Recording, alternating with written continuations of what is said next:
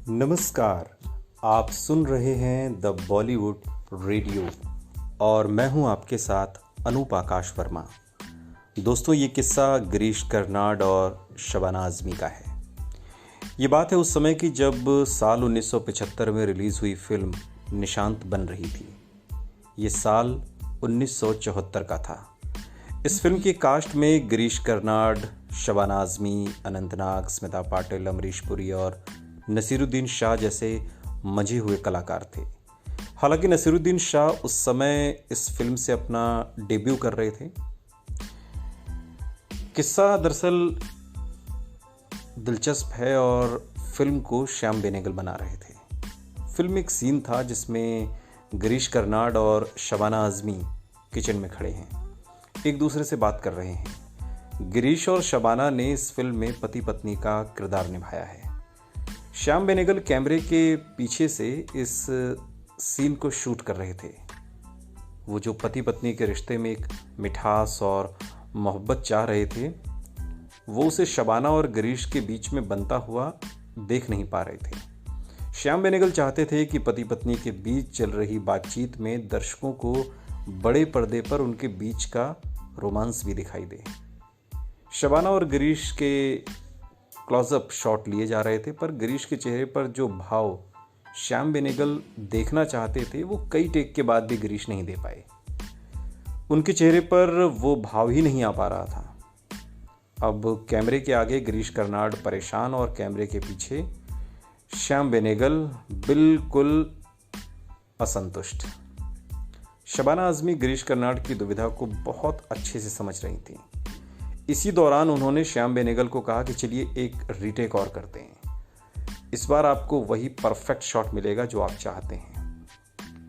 फिर से scene shoot करने के लिए जैसे ही एक्शन बोला गया तो शबाना आज़मी ने गिरीश कर्नाड के पैर को अपने पैर से धीरे धीरे सहलाना शुरू कर दिया।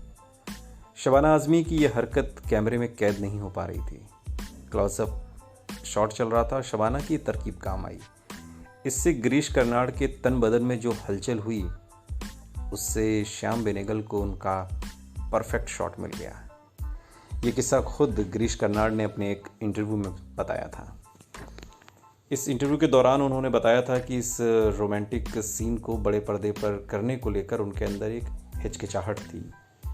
शबाना ने उनकी इस झिझक को दूर किया और सीन शूट के दौरान उन्हें लगने लगा कि शबाना और वो बिल्कुल पति पत्नी हैं। और फिर एक ही बार में वो पूरा का पूरा सीन शूट कर लिया गया। इस फिल्म की कहानी एक ऐसे गांव की थी जहां पर ऊंची जाति और पैसे वालों के ठाठ थे। गरीब तबके के लोगों को गांव के लोग अपनी पैर की जूती समझा करते थे। और इतना ही नहीं, यहाँ गरीब परिवार की महिलाओं के खिलाफ अपराध एक आम बात थी। जमींदार लोग गांव की महिलाओं को केवल अपने उपभोग की चीज़ समझा करते थे। किसी भी कभी भी महिला को उनके घर से उठवा लिया जाता और उनका परिवार ये सब कुछ सहता रहता था। गिरीश कर्नाड ने फिल्म में एक स्कूल मास्टर का किरदार निभाया है और शबाना ने उनकी पत्नी सुशीला का। शक्तिशाली जमींदार के किरदार में अमरीश पुरी हैं और उनके छोटे भाई विश्वम का किरदार नसीरुद्दीन शाह ने निभाया। इसमें नसीरुद्दीन शाह को अपने भाई से एकदम हटकर दिखाया गया है। स्मिता पाटिल ने नसीरुद्दीन शाह की पत्नी रुक्मणी का किरदार निभाया।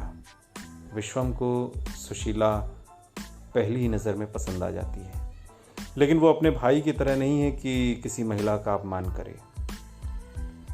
एक दिन स्कूल मास्टर के घर का दरवाज़ा कोई खटखटाता है। सुशीला देखती है तो गेट पर खड़े हैं जमींदार के दो लोग, उसे उठाकर ले जाते हैं। स्कूल मास्टर मदद के लिए सरकारी महकमे तक जाता है, लेकिन उसकी कोई मदद नहीं करता। इसके बाद वो एक पुजारी की मदद से गांव वालों को इकट्ठा करता है। इसके बाद गांव वाले सालों से जिनसे पीड़ित होते आ रहे हैं उनकी हत्या कर देते हैं। गांव वाले रुक्मणी को भी मार डालते हैं और फिर सुशीला को भी, जिसे स्कूल मास्टर बचाने की कोशिश कर रहा होता है। श्याम बेनेगल की इस फिल्म को बेस्ट हिंदी फीचर फिल्म का नेशनल अवार्ड मिला था। आपको बता दें कि शबाना आज़मी और गिरीश कर्नाड ने कई बार स्क्रीन शेयर किया है। शबाना और गिरीश काफ़ी अच्छे दोस्त हैं। 10 जून 2019 को जब गिरीश कर्नाड का निधन हुआ तो शबाना आज़मी ने दिल खोल कर उन पर बात की थी। शबाना ने बताया था कि वो कभी भी खुद को एक एक्टर के तौर पर शो ऑफ नहीं करते थे। उन्हें लगता था कि इससे उनकी असल छवि खराब हो जाएगी। शबाना ने बताया था कि वो उनकी एक्टिंग को लेकर उन्हें हमेशा छेड़ा करती थी। वो गिरीश से कहती थी कि क्या हुआ अगर तुम एक्टिंग में अच्छे नहीं हो, तो दिखने में तो अच्छे हो, इसलिए बाकी चीज़ें भुला दी जाएंगी। ये सुनकर वो ज़ोर ज़ोर से हंसते थे और फिर उन्हें ढेर सारी कहानियाँ सुनाते। उन्हें बोलते हुए सुनकर खुशी होती थी। उनका स्क्रीन प्रेजेंस कमाल का था और फिर वो जल्दी एक फाइन एक्टर बन गए थे।